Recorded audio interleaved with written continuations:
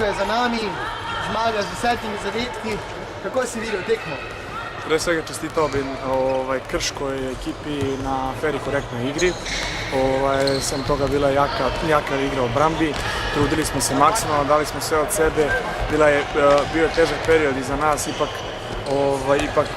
trebali smo da prebolimo ovo što se desilo u Nemačkoj, ali šta je tu, idemo dalje. Jači smo, uvijek smo jači iz poraza, gledamo uvijek narednu tekmu, pa ćemo vidjeti šta se dešava dalje. Sada nas čaka Maribor. To je jedna teška ekipa, teška momčad koji su vrlo efikasni na domaćem terenu, trude se, obramba im je jaka, imaju par karika koje su mnogo jake, ako im krene, bit će neugodno, mi ćemo se truditi kao i uvijek da iz obrambe sve uradimo kako treba, pa ćemo vidjeti od toga. Čestitke, šajnke. Hvala.